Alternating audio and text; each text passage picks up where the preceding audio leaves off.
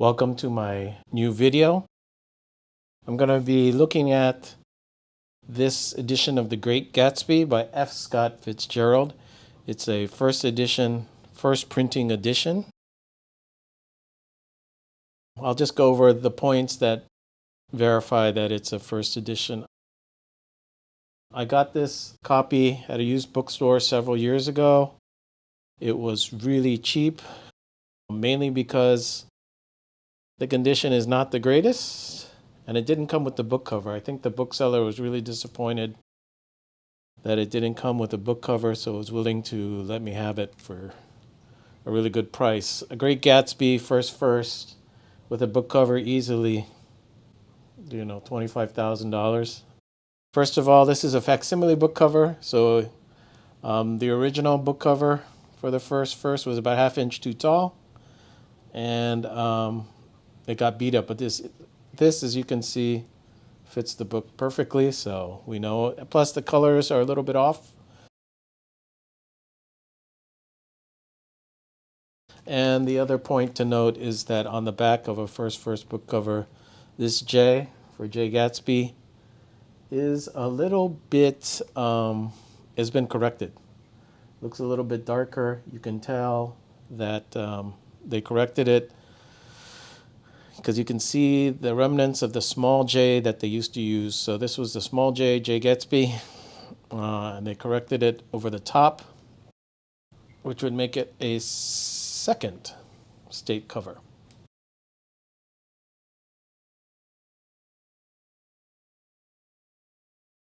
Let's take a look at the book.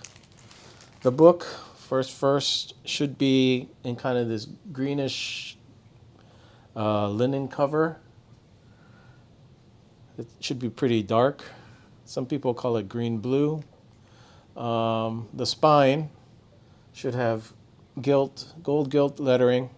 It should say The Great Gatsby, Fitzgerald, Scribner, publisher. The front cover should be debossed, and you should be able to feel the lettering, The Great Gatsby, and by F. Scott Fitzgerald. And lastly, the four edges should be deckled edged. So if we open it up, we can see that this was an ex-library edition. This is the only indication, though, in this book that it was library. But the copyright page, always important, should say 1925. Charles Scribner's Sons. On the next page, on the back, there should be no other printing indication, right? The first verse won't have any printing indication, but it will have this seal. Okay, the Scribner's logo, the Scribner's seal should be present.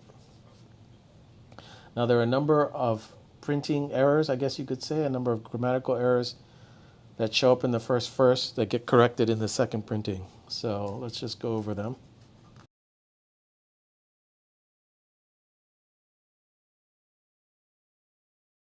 First one is on page 60, line 16.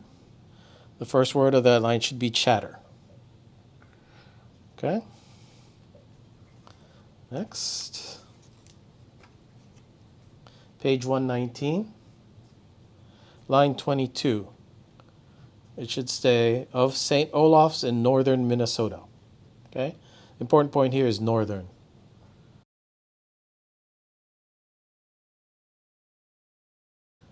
First edition will say northern. There are two on page 165, line 16, in about the middle of the line, and its driver hurried back to where. So this is a scene where Myrtle Wilson is struck by the car, the grand yellow car. And the mistake is it's. Should have the apostrophe. And the last line on that page, there is no period, even though it's the end of the sentence. So there should be no period on line 29.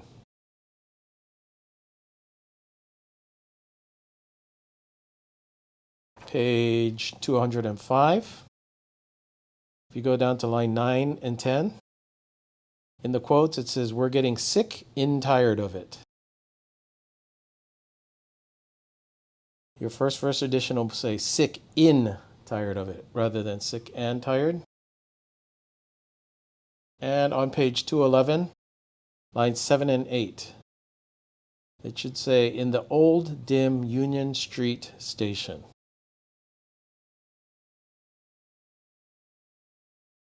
It should say Union Street Station. And the first edition should have 218 pages. So that's about it. Thanks for watching this video, and good luck finding one of these in your used book hunt.